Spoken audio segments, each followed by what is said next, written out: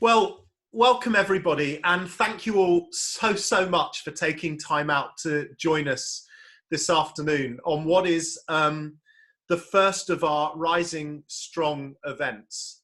First of all, it's a huge relief that the technology's worked, that you're all here. That's a massive achievement already for us, I think. I'm just going to tell you a little bit about how this came about.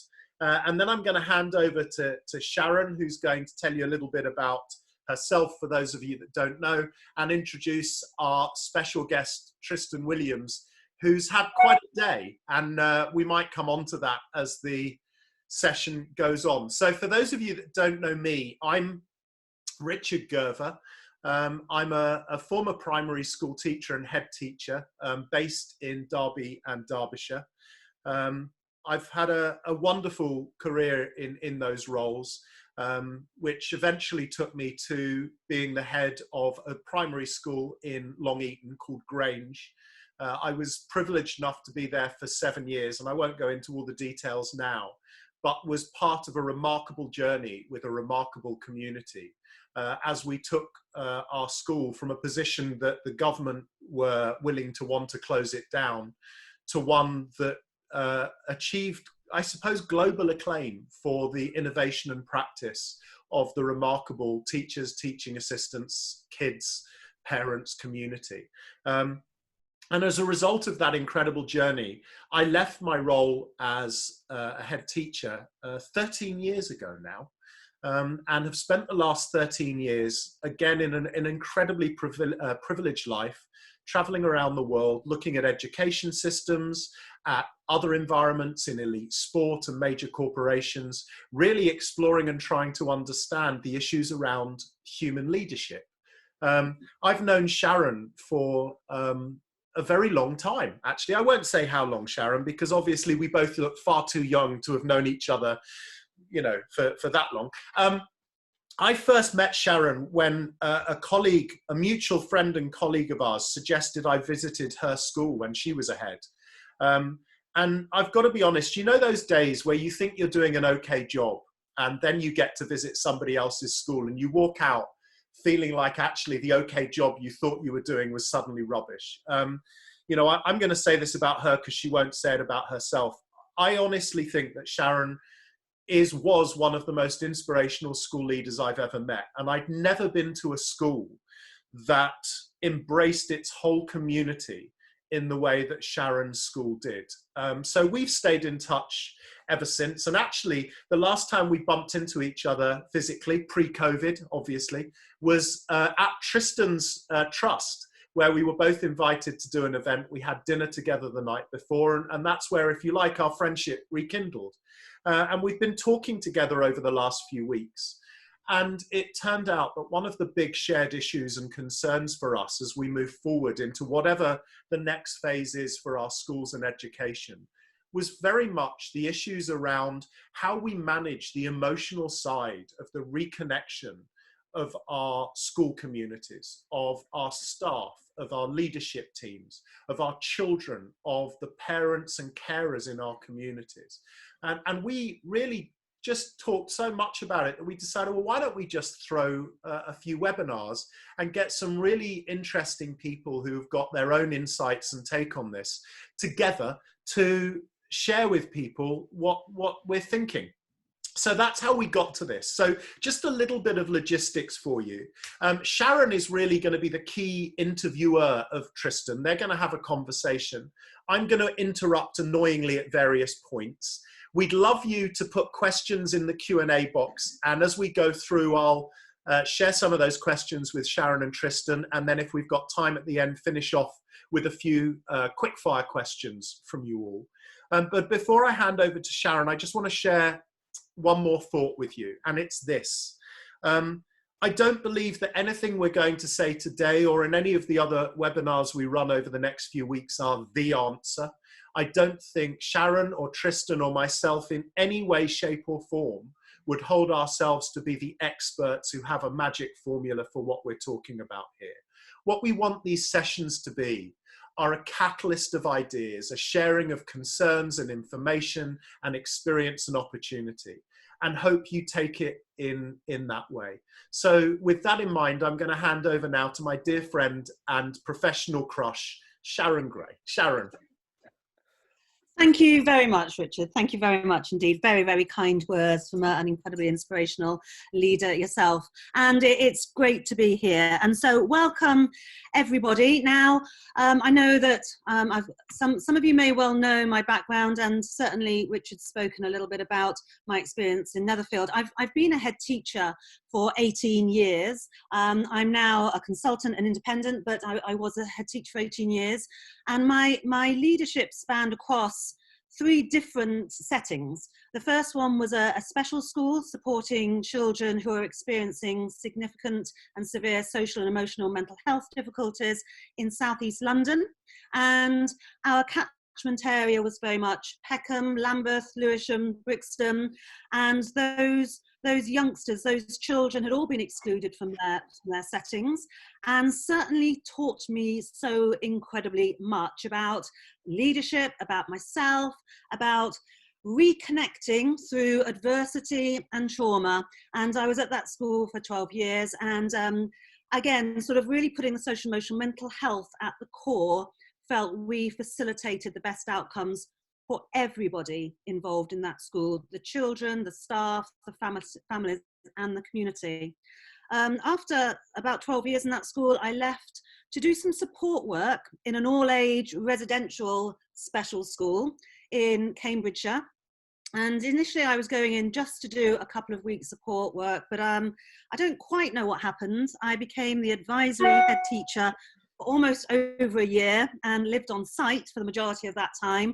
A school that initially was going to be closed down, incredibly challenging behaviours being exhibited from children, but also from some of the staff team who were going through such significant anxiety-filled experiences, that again, reconnecting that school and re-engaging those youngsters was a really interesting learning journey for me. And I have had the privilege to work with some of the most incredible staff through that journey.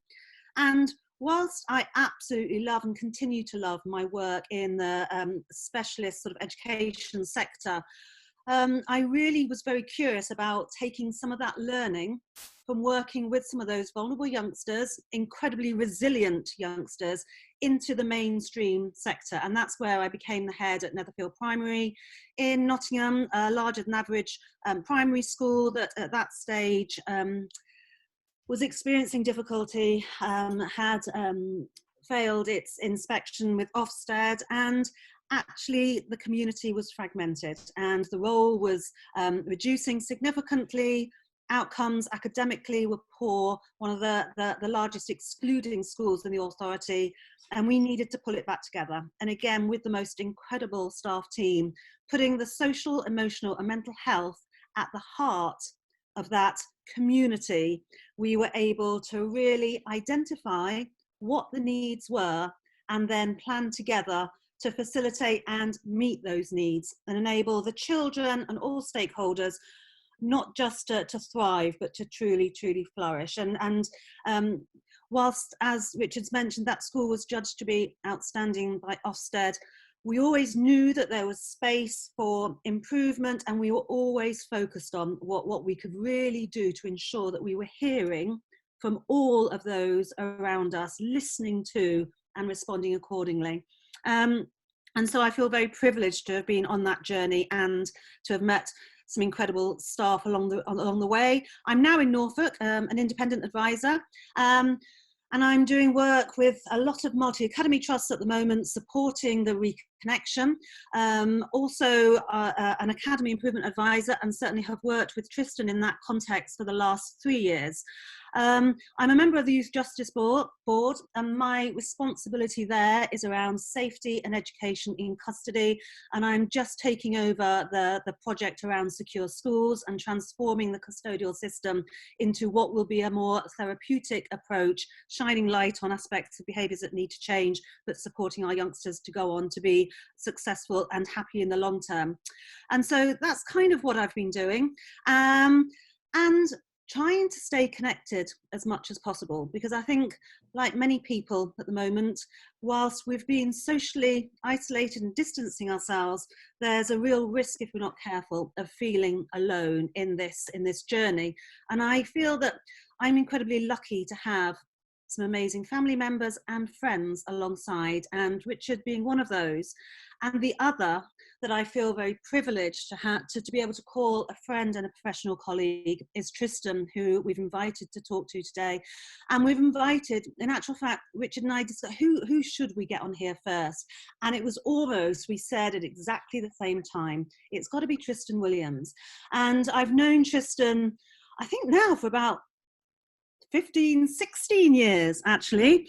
And I first came across Trystan as part of the community of Engage in Their Future, school, a national association supporting leaders of specialist schools for youngsters experiencing social, emotional, mental health difficulties. And I heard Trystan speak, and I saw the work that he was facilitating in the school that he was leading at the time. And it was absolutely inspirational. And just and throughout my time of knowing Trystan, I've learned so very much from watching him, working alongside him. And I'd like to start by thanking him for all of those opportunities, and also for putting himself forward today, despite the challenges that he is facing in his current role of leading special schools and also supporting the leadership of primary schools in a trust called the Ventures Trust in Bristol. Despite doing that and other additional challenges that he's faced in the here and now, as we all are, he's here to share some of his thoughts, some of his ideas, knowing, as Richard said, we're not the experts in here. No one is an expert in this because no one has lived through this experience. But we've all lived through experiences and can share aspects that may well be helpful. So Trystan, I am so honoured that you're here today. Thank you so very much. If you don't mind, just talking a little bit to your career to date, and then we can start with having a conversation about the current circumstances. So welcome, Trystan Williams. Over to you. Thank you. It was interesting. I was having a chat with my boys this morning, and they were saying, "Dad, what kind of day have you got planned?" I said, "Oh, I'm doing a bit of a chat show." And I said, "What do you mean, like a conversation on one of these webinars?" And I am going to quote my eldest. He said, "Oh, so a bit like Philip Schofield and Willoughby." I said, "Well, a little bit like that." I said, "So I'll do my best as I sit on the sofa and answer questions." And they Googled you both, and they said, "Gosh, Pride of Britain award winner, and she's got all these letters after her name. Dad, you haven't got any?" I said, "No, I know I haven't." I said, "Dad, Richard Gerver's got a picture. He's done some stuff with Barack Obama. What's he doing talking to you?" And, you know, that sort of reflection of what your children think of you. And I said, "Boys, I got up this morning thinking, right, I've got a few challenges." And I said, "Thank you for reminding me that I am still your dad and grounding me and bringing me back down to earth," you know. And I love those open conversations that we have with young people because they just tell you as it is, you know. So, no, it's an honour to be here. Education. My dad, was in charge of residential special school, 52 weeks a year. Born and bred, I was on the site of that school. And I remember from one of my first ever thoughts, I said, "I'm not going to be a teacher. I'm not going to be an educationalist." And why? Because too stressful. And I want to have more money. Oh, there's a controversial thing to say. So I thought, fine. Mum was in charge of autism in the local authority. So I thought to myself, these people are working incredibly hard. Right, okay, they get quite stressed. Do I want to do that? Definitely not. Definitely not. I've also got a sister who has the cognitive ability of a 1-year-old, and she's taught me a lot.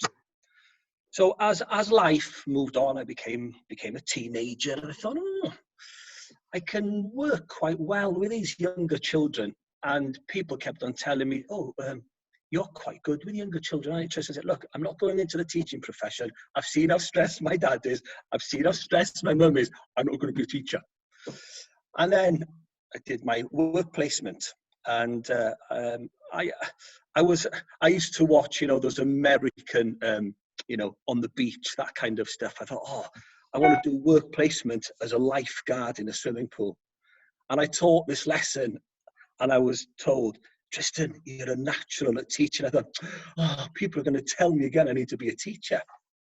And anyway, life moved on into the sixth form, and I wanted to be a rugby player, moved to Cardiff, did my sports science degree. First of all, I did my master's, and during that year of my master's degree, there's a gentleman by Julian Baker. He's in charge of the sports science department up in Glasgow, PhD. And he was unwell for a few weeks, and he said, will you take my lessons? I said, oh, Mr. Baker, I'm not sure if I can do that, because I've been in university and, I've been in the students' bar with quite a few of these people. I'd rather be at that level with them. He said, no, I think you'll be absolutely fine. And that was actually my first taster of standing in front of groups of people and talking. And what was interesting, as a child, I had quite a bad speech impediment. So I'd never had an opportunity to stand up and talk freely. Being Welsh, you think, oh, he's been in the Eisteddfod, he's done all the reciting. But because I had such a bad speech impediment, I'd never had a confidence to do that. And I even remember answering the phone and even dreading answering the phone. I was that nervous as a child. But by having these opportunities of standing in front of people, actually, I realized, I'm quite good at this. And that gave me some kind of inner strength and inner confidence. And I found that sometimes if I held my breath, I had the power to spit that word out. And that gave me a real feeling of self-esteem and confidence. And then moving on then, in my last year, I met a young lady. It was meant to be my leavers dinner when I did my master's.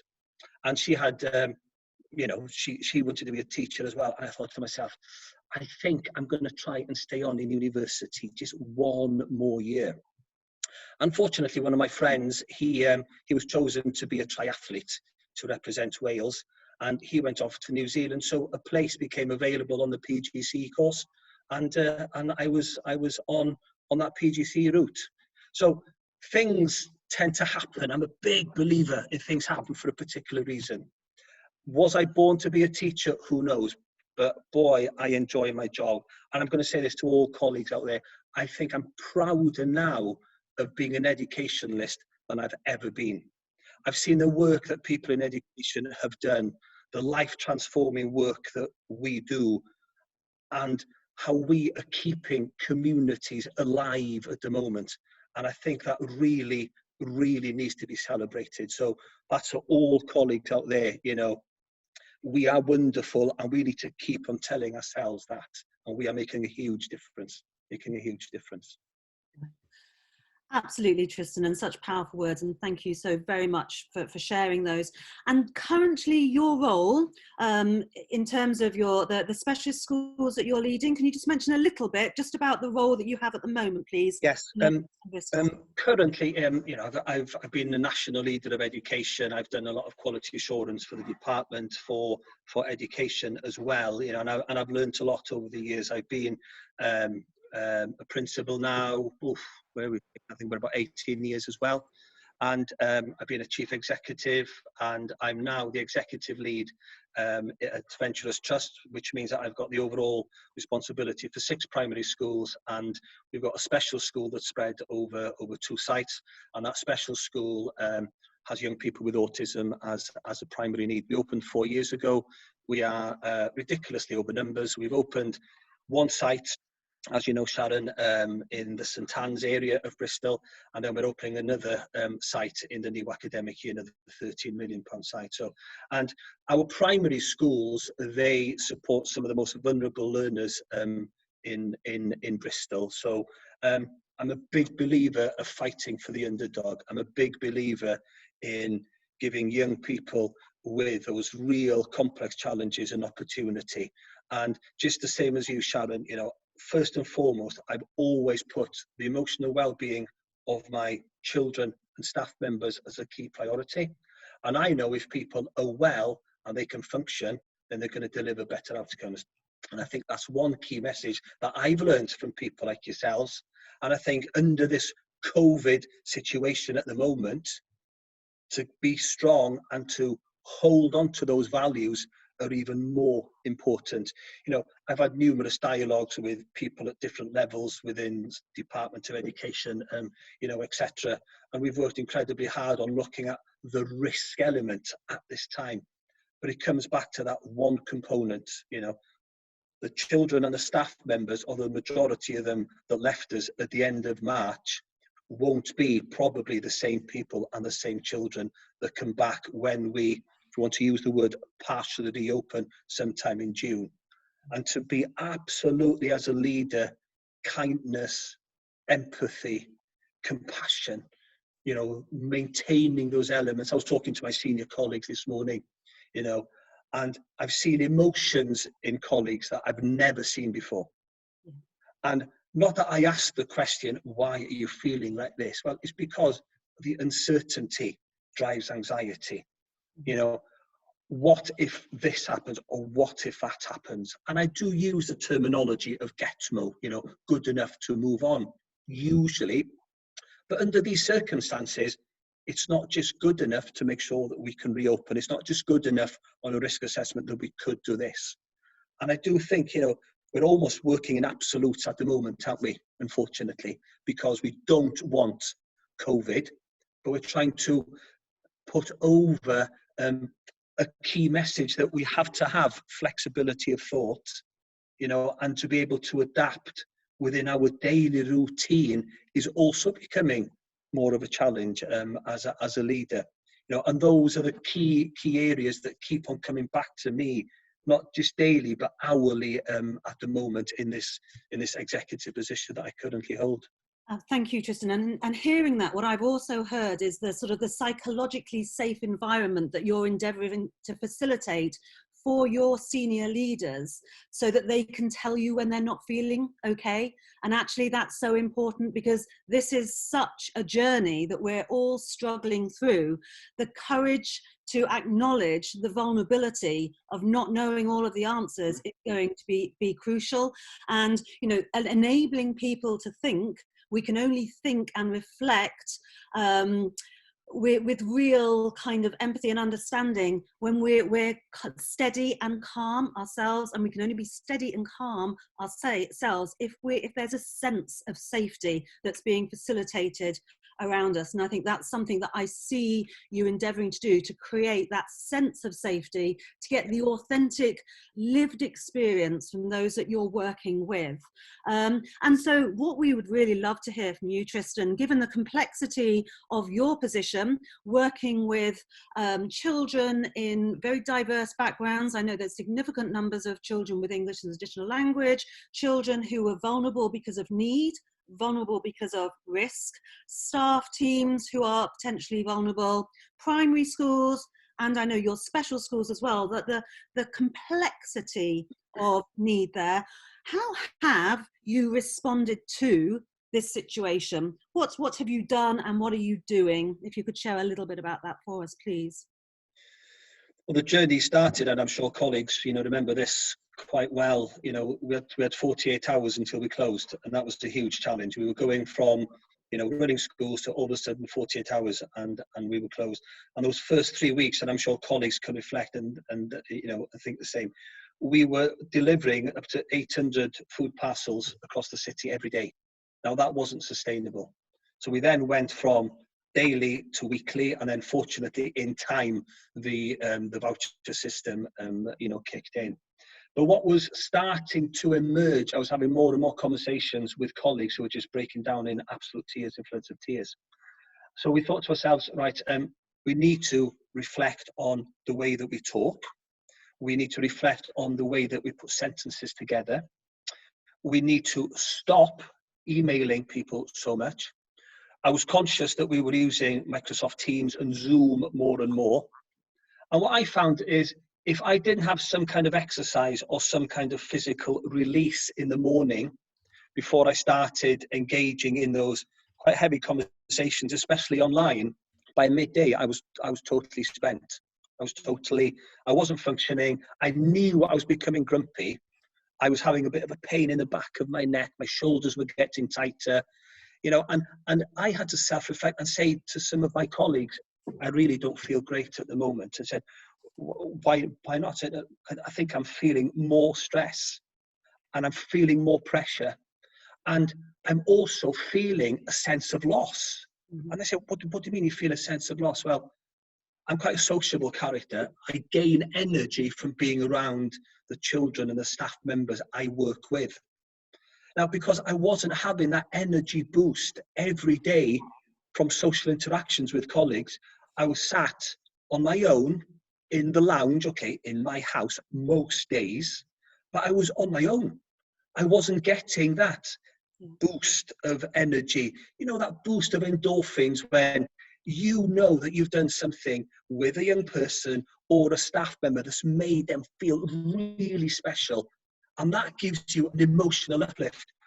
And what I was unpicking was I'm not having that emotional uplift now on a regular basis. Mm-hmm. So I had to think to myself, so what can I do to fill my body with as many happy hormones as possible? And I know my children say to me a few times, Tris, you need to work on your chin and your body shape and stuff like that. And I say, fine, I get that.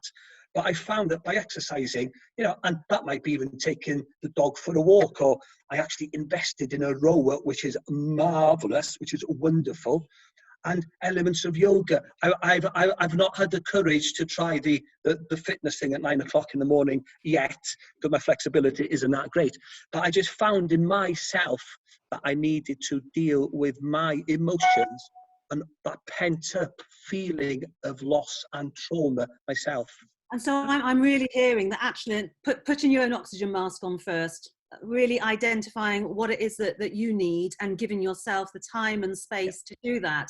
Yes. And in a sense, in your role, doing that with your colleagues is modelling the expectation and your focus of wanting them to be allowed to have that space to think and identify what it is that they need to keep themselves steady, calm and strong. Because we know that a dysregulated adult cannot calm and tend to a dysregulated child or another dysregulated adult, and we're going to need to be those emotional containers, aren't we? And so how we resource ourselves, keep ourselves strong is absolutely fundamental. And Richard, do feel free, please, to come in if there's anything.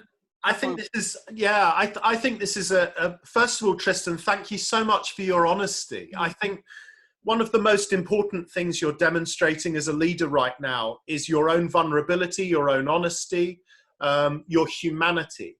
And I think that's so important as we move forward, because rightly, our instinct in this time, as we start to phase back in whatever way we can into school life, is what do we do for our kids? What do we do for our families? Because as a profession, that's the way we think.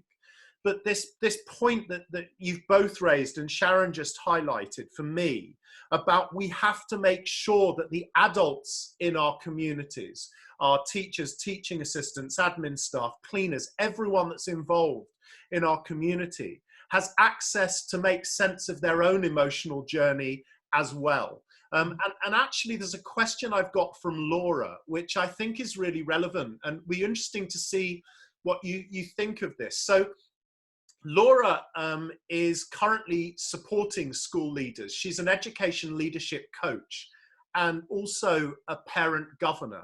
And what she asks is what advice, so it's really interesting because the perspective is what support would you like access to? What support could somebody like that, do you think, offer you to help you as you kind of formulate the strategy and the emotional journey over the next few weeks? What would you want from someone like Laura? Trystan, that's a question for you. Yes. I'm fortunate enough that I have an external coach, and being able to self-regulate through those coaching conversations is absolutely crucial. I'm fortunate, you know, I've got people like yourselves, Richard and Sharon, that I can turn to, but I do think it's crucial that the school leaders do have someone that they can turn to at this time of feeling incredibly vulnerable, and even to talk through a scenario to me is something that I'm doing on even a more regular basis. I'm fortunate I also do have contact that I can send a quick text if I just need to do a little bit of grounding, and we have a quick conversation. And yeah, it's absolutely crucial. And that reassurance, if I could just touch on that vulnerability bit, as a school leader, and I do say this to my colleagues, and that's why I'm sharing it openly now, I don't think I've ever felt so vulnerable as a school leader. It's because as school leaders, there is a certain element of control, okay? And no matter how empathetic or compassion, we've got targets to meet, we've got performance management, so that's some rigidity. And the agility of thought and flexibility of thought, which I keep on using those words on a regular basis. Trist, be flexible, be agile, because actually things keep changing all the time. And it's because there's less control that to me brings that uncertainty that makes me feel even more vulnerable than before. So to have those coaching conversations, to have those elements of reassurance in a safe space certainly helps me and gives me that courage really to reassess and to carry on a regular basis. Mm-hmm. And thank you, Trystan. So very important. And so in terms of your journey supporting some of your leaders to support some of their staff in their primary schools, what kind of actions are you taking, or what have you kind of facilitated during this journey? Co-construction, I think, is crucial. Mm-hmm. If I could start with students first, and then I come onto staff members. Trying to get our young people to understand what COVID-19, especially with the most vulnerable, has been quite a challenge. We've also we've sent questionnaires. We are asking through Microsoft Teams and Zoom calls, also asking their understanding of the current situation, because I think student voice is absolutely crucial. If you're going to come back to school, how can we co-construct a curriculum that's going to meet your needs? And I think the student voice at this moment is even more important than it's ever been. I like to think that I've got an understanding of how it feels to be living on the 17th floor of a flat with 6 siblings, with 2 bedrooms, as a first-generation refugee in this country. But because I've not lived it, I can feel and empathize with it, but unless I get some kind of definition through the voice of that child, how they really feel, how can I co-construct a curriculum that's meaningful, that meets the needs of those children? And I think that's crucial. Student voice is absolutely crucial. Staff members, I've probably had more one-to-one conversations with my senior colleagues in the last few months than I've ever had before. And I do show vulnerability, and we do touch on that these are unprecedented times. But what we, again, in terms of co-construction of appropriate responses, we have regular meetings on what risk assessments look like. I've probably shared with colleagues and empowered and consulted more around the content of our recovery curriculum, which is what we're calling it. We're calling it the Venturous Trust Recovery Curriculum and Reintegration Programme. And Richard, I'm more than happy to pass information on to you, so you can email that to all colleagues. It went to the DFE yesterday. It's gone to Regional Schools Commissioners and about 20 CEOs, and the feedback has been quite positive. So I'm more than happy to share that with colleagues. So co-construction, I think, is really, really important with young people and colleagues. And I think that almost gives my colleagues also a feeling of self-worth, and also gives them that feeling of my point really matters in producing the next steps of returning back to school. And I think those terminology, rings true with me at this time. I've got I'm sorry, Sharon, I've got a question that I just want to throw in here. which is a question I think a lot of people will be juggling with, because I think everything you're saying will resonate with everybody. And forgive me, because I actually think it's a hard-edged question that we need to look in the frame of everything you've just said, Trystan. So I'll read it as the attendee has written it, and it's an anonymous question. And then maybe we'll unpick the bits that we can.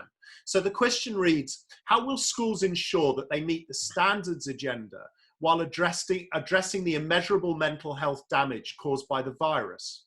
Will schools be given the backing by Ofsted and the DFE to do what is right during this unprecedented time? Furthermore, will we get assurances in good time to enable staff to focus on the right things? And before I throw that over to you, Trystan, and to Sharon, there's a couple of things I think we have to say here. I think we have to do what's right for our children and our community. And think about Ofsted and the DFE second. Now, I know that's a very easy throwaway thing for somebody like me to say, because I'm not in the trenches anymore. I'm not having to make those really hard decisions. And I think we just have to trust that Ofsted and the department over the next couple of years actually will recalibrate their expectations and even their questioning and judgments based on the events of what we're going through. But have you had that kind of discussion first, Trystan, about where those priorities are going to sit, and how are you making confident decisions? And secondly, Sharon, I know for a while you've got quite an insight into Ofsted, so it'd be really interesting just to hear your take on that, if you like. If you were inspecting a school in the next few months, if that happened, where would you be? But Trystan, what's your thoughts on that? Well, the whole concept of our recovery curriculum is all about the well-being of the young people and staff. And nowhere in that document does it mention tests or national averages or anything of that nature. So we've produced a document that we feel is our manifesto. We feel that it brings clarity to everybody in our trust. And as a school leader, I think I've got the courage to stand by that document, because morally it's the right thing. What are all the experts saying out there at the moment? You know, you read the stuff from Professor Barry Carpenter, quite a few other experts globally, and they're all saying the same thing. And as a leader, there are times you have to stand up and you'll be judged. If Ofsted come in and say to me, you told your schools all the wrong things, I would say, that's fine, let's have a debate about it. So the well-being of my staff members, the well-being of my children is first and foremost my key point. Whether we're in the world of SATs or Progress 8, pre-COVID, it was about the well-being of my children and staff members. And it's even more of a priority now.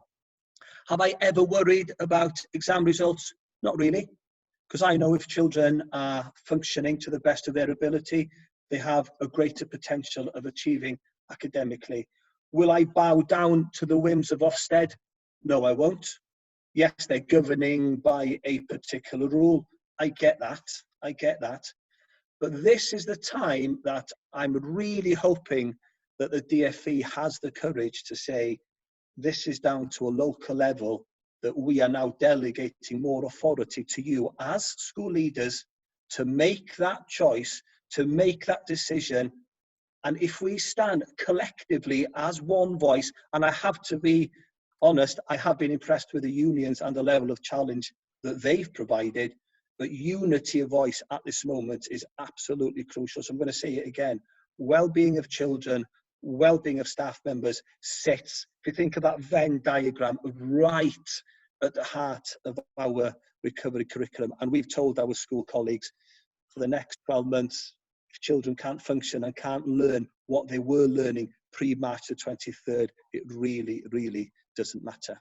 Yeah, and it's really good to hear you talking in that way, Trystan, because I think this is why we have our most senior leaders that have been identified to take on this responsibility and accountability, and something that Richard and I spoke about earlier.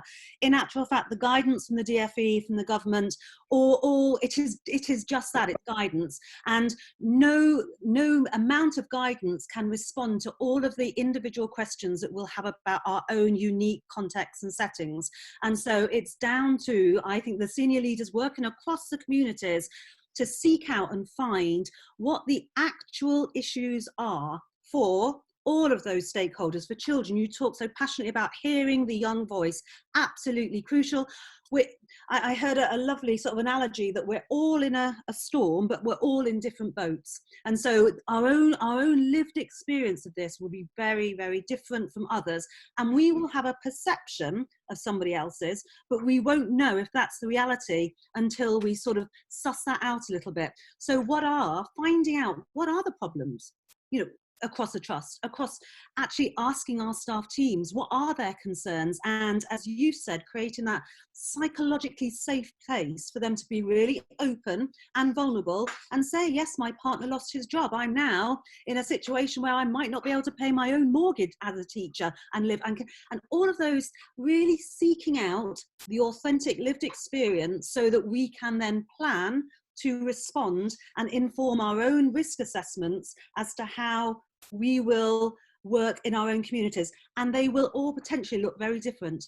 But having that evidence base behind that from really hearing all of our stakeholders is absolutely crucial. And to stand courageously as head teachers to doing that, putting the needs of the children and our staff teams, everybody, the well-being at the core, is fundamental. And Richard, you mentioned, if I were carrying out an inspection in 2 months' time, I would hope that I would have had a telephone call from Ofsted saying that the teachers or the head teachers had refused to let me in.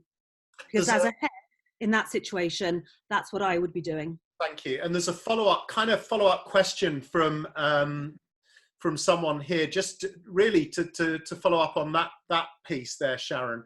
Do you think there may be a place for Ofsted to take a more supportive role by seeking out and sharing good practice? Now, one of the things I would say to that, and then I'd love to know what you both think, and then I've got another response to, I think, to the last question I put to you. My feeling around that is we shouldn't wait for them to tell us that they're going to do that we should be sharing with each other. Like today, Trystan's hugely generous offer to send out, and I will send out the link to everybody, his recovery curriculum plans. I think we need to not rely on Ofsted or the DFE right now. What we need to do is realise the power we have as a collaborative body of highly professional, highly passionate, highly experienced people.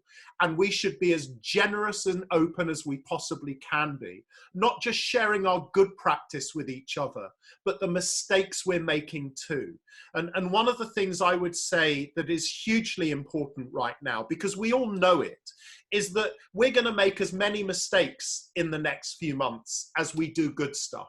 And I think it's hugely important and generous of us, if we can, to share that with each other. I don't know what you think about that, Sharon.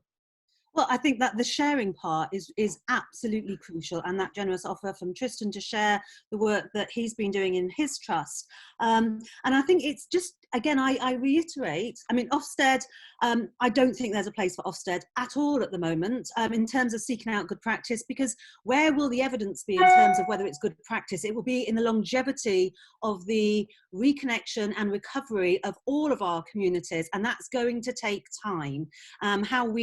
How we facilitate that now is crucial in terms of the potential catch-up we'll have to do if we don't get it quite right. And yes, we'll make mistakes, so if we can share that openly, then that will be really useful. But I think checking out the reality of what the problems are. We think we may well know what the problems are, but let's just make sure that as we are planning towards an action plan, a risk assessment, as it were, that we have gathered sufficient information. I've mentioned to both you and Trystan the work in the Embark Trust in Derby at the moment, and the incredible database that they've now collated for all stakeholders in terms of the actuality of what the staff have experienced and the difficulties they've seen, families, children, really getting the child's voice at the heart of this, means that they now have something to risk assess against and to respond to any guidelines set out by the DFE, because it's absolutely based on their own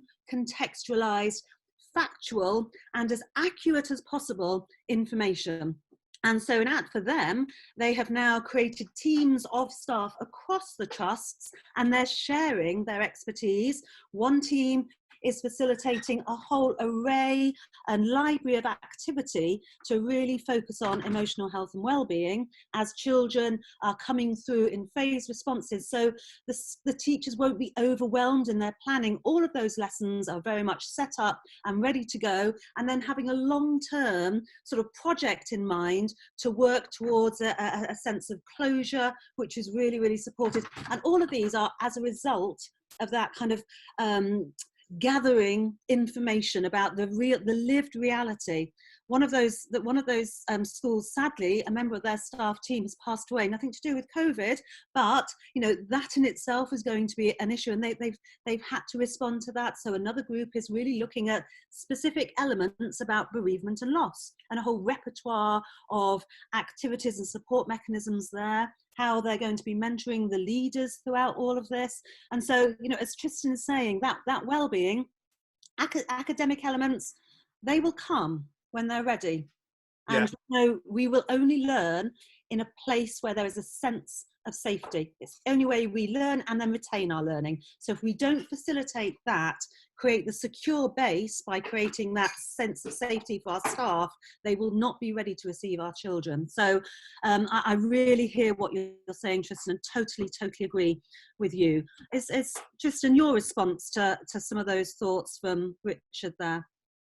Yeah, I was just going to add, really, the only assessments that we are considering are mental health, well-being assessments of our young people on return, because we are an evidence-based profession. I know there's a wealth of tools out there, but fortunately, over the last 2 years, we've implemented Thrive right across the trust, from our mainstream, primary, secondary, and special schools. So we've got 24 of lead Thrive practitioners across the trust.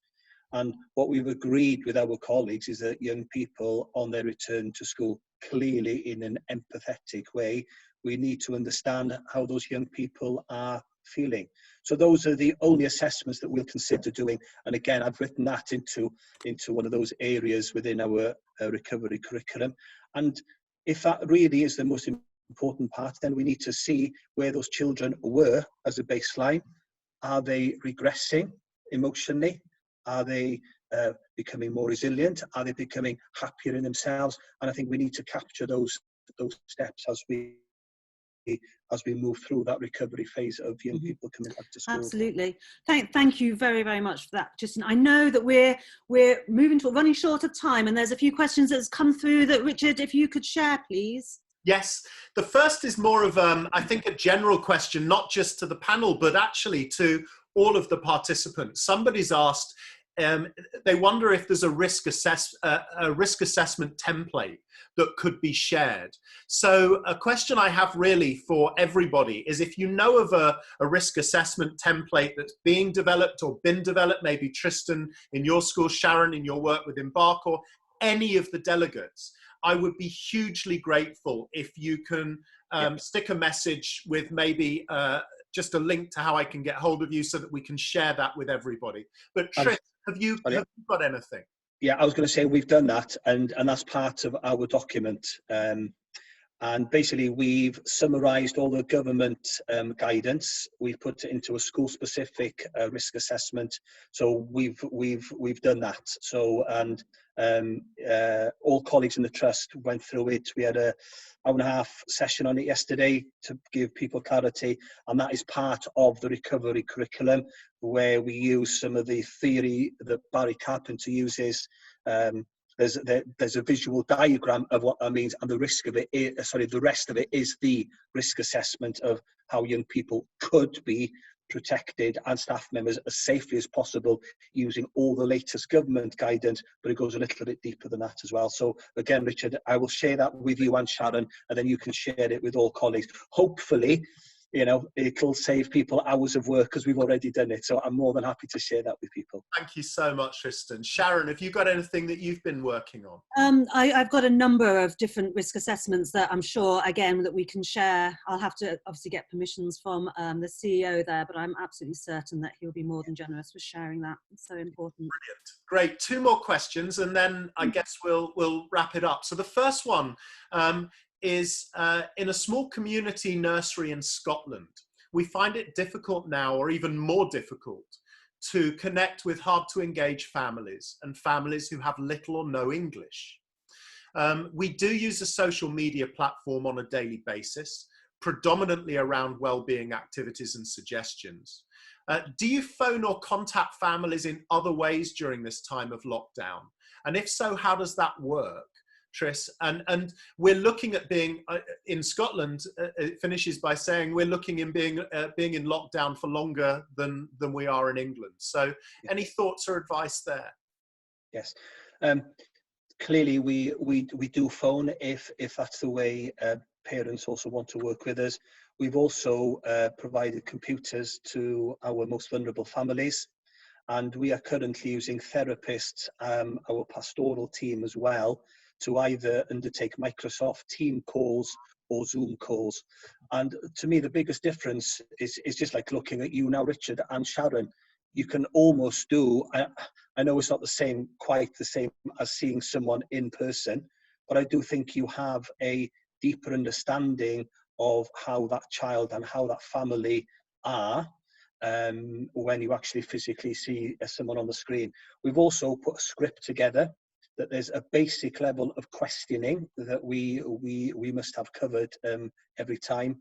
And we also do encourage the child and at least one parent to be part of that conversation. So again, we're co-constructing our messages. We're also checking in that if the child doesn't quite understand, you know, we're also double checking with the parent. We've also used interpreters. I think that's important. And again, we're dynamically looking at things all the time, but we use, you know, the same as a lot of colleagues, from daily text messages to phone calls to Microsoft Team calls and Zoom calls. We have been as well, but just also being mindful that it's not necessarily one-to-one, and obviously being careful within safeguarding rules and making sure that colleagues are following the guidance that they have agreed within their schools and within their trusts. Just a quick point, Sharon, and then I'll ask you to respond too. Somebody's offered a suggestion here, which is great. Very simple. We sent postcards with a personal note to each family, if this helps. Which I think also that little person. Sorry, Sharon. It was something I was going to mention, the postcards, because certainly in our Thrive schools that's had a significant impact. Also, many of our schools have sent out postcards to staff just to say, hope you're doing well. That real sort of physical kind of connection through a little note like that, which has been great. And where some of the families that are vulnerable by need and by risk, we've had staff go out to deliver food packages. So, for example, where we know that those sort of free school meal vouchers may not be utilised in the way that we intended for whatever reason, or even used at all, actually going out and gifting food parcels means that you're presenting yourself in a very positive way, which we know is so important at this time. And of course, using other multi-agency teams alongside this. If there's a concern, and if there's a children's safeguarding concern, keeping children safe in education, is that we have to do something about it. And so contacting others and maybe doing some social care, doing some door knocking, it has to be done. We need to check out the safety of our youngsters. But those personal elements about postcards, notes, food packages, I think go a long way to support the reconnection over time during this period of potential isolation. Brilliant, thank you. 2 more questions and 6 more minutes. And these will have to be the last 2 questions, I'm afraid, but thank you to everybody for sending them across. I like this one. This is slightly different perspective. From your perspective, what support would you welcome from the Educational Psychology Service to facilitate staff and children's return to school? Trystan, would you like to go first with that one? Yes, we're fortunate we've got a very good relationship with our educational psychologists here, and they have been providing wellbeing advice to our colleagues. Richard, is the question more about supporting staff wellbeing or children?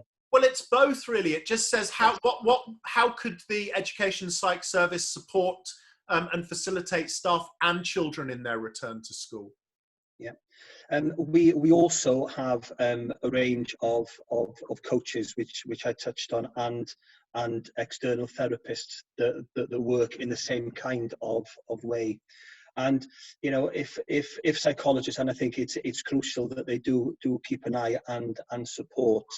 And you know, we do use a range of ways, whether it's Zoom calls or Microsoft Teams, to make those contacts. And it's important to have systems and structures in place, so colleagues, as Sharon said earlier, to be able to escalate things safely without the concern of being criticised that, you know, that you're really struggling under this under the COVID-19 issue. But I do think proactive approaches by colleagues in the world of mental health to schools also has been quite enlightening. I've met people in the last few weeks that I've never met before that have come and offered their services, and I think that's, you know, that's wonderful. So I would encourage educational psychologists to approach trusts and say, you know, this is what I can do for you, and I think that's important. So be proactive in approaching people. I think that's important. Brilliant, thank you. Sharon, anything to add? Yeah, just that nature of educational psychology services being there for supervision for staff. I think one of the big concern that we were discussing in a couple of the trusts that we're working with at the moment is the staff's perception that they need to suddenly become therapists for children. And in actual fact, by just having that positive relational support sitting alongside, that is the best form of therapy for our children. And there's a worry about CAM services not being sufficient to respond to this. Many of our youngsters will not sort of be able to articulate their issues. They'll need to be with someone that they feel safe with, that can explore the experience and help them to share it step by step. That's not going to be done with someone that they see for half an hour every 2 weeks within CAMS. It's going to be done with those really highly attuning adults who are emotional steady and sitting alongside. And so I think that's really, really important. So going back to Ed Psych, if we can use our Ed Psychs to help steady our adults, our teachers, our support staff, so that they are sufficiently resourced and continue to be resourced and sufficiently regulated themselves to face what potentially is a huge pent-up amount of emotion that will be coming back into our settings. And so staff support and supervision could well be very, very helpful. And I think that the fundamental bit of this is how the senior leaders are courageously sitting together and facilitating that the clarity around what the expectations are within a school as a result of, we go back to the risk assessment, but so that we move away from that focus and that pressure that teachers are so used to in terms of academic outcomes. We know we will only get those academic outcomes if we start to work from a secure base. So for me, it all has to be about that secure base, the emotional well-being that Trystan has mentioned, that we've both alluded to, and we have to stand by our teachers and really support them to understand that message, that we are not going to be coming in to do lesson observations to check out that phonics is being done 20 minutes every day and that maths is between 1 and 2 o'clock or whenever it is. Absolutely not. We're standing alongside, supporting reconnection through to recovery, and if we get that right, we will facilitate greater resilience in the long term. Brilliant, thank you both. Final question, which really I think is a fantastic summative question anyway. So I'll throw this over to you, Trystan, and then to Sharon, and then I'll do the kind of wrap up and thank yous, if that's okay. We've touched on many of these issues this afternoon, but I think it's a great way for you just to finish for people with some key points. The question is, teachers have been trained in a system of thinking academic standards first, How can we ensure that our teaching staff put the social and emotional needs of pupils first and are empowered to allow vulnerability and authenticity to be key influences in the classroom? A great question, I think, to finish with, Trystan, and just a couple of closing thoughts on that from you and then from Sharon. I'd almost call that a quote, to be honest with you, rather than a question. And I probably, so I'm just feeding it back.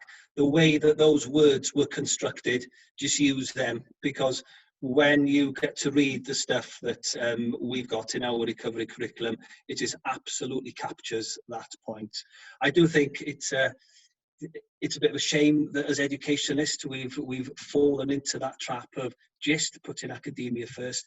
But I do think out of trauma, out of challenging times, that there may be little buds, little seeds of good growing out there. Reading some of the information that the government has said, educate children outside. Well, I've been saying that for 20 years, and I think it's the first time I've seen it. So if there's some elements of good coming through the system out of this, bit of reflection, what is the most important thing for a child? Well, to me, is to flourish socially and emotionally, and have the courage of your convictions to say that, because actually, isn't that what being a child is all about? And the academic stuff looks after itself as long as that child is developing emotionally and socially. So I'm going to use that as a quote from this, and I think it's a wonderful way to share that information. Thank you. Fantastic. And for me, I reiterate that Trystan has just said, we will get the academic outcomes if we get this beginning right. In the future, we will get that by focusing on what's right for our children, what's right for our adults in the here and now. And so for me, it's about courage, sitting with the vulnerability of not knowing all the answers, but doing what's right for our own unique environments, our own context as a result of the information that we've gathered.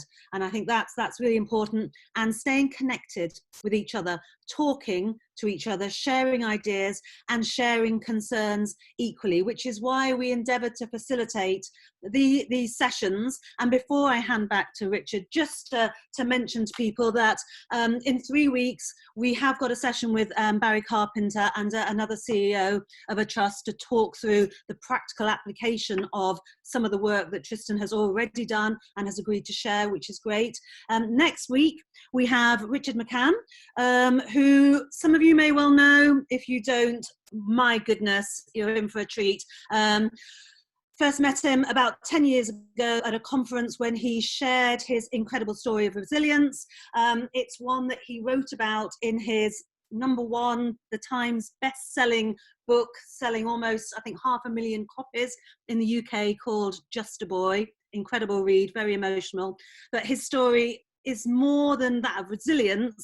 It's also an impact, an evidence really of the impact that teachers and our educators can potentially have on the lives of young people. And I think that's really what he's going to be sharing, the incredible roles that you guys are in, the amazing work that you have already done, that you already do, but actually through times like this, you are the people that will be saving lives as well. And so I really look forward to welcoming Richard Mccann. And from me, Trystan, and from all of our attendees, thank you so much for your incredibly wise words, reflecting your wisdom and your passion about the emotional well-being of young people and adults generally. It's an absolute pleasure to work with you. Thank you. And back to you, Richard. Gosh, wow.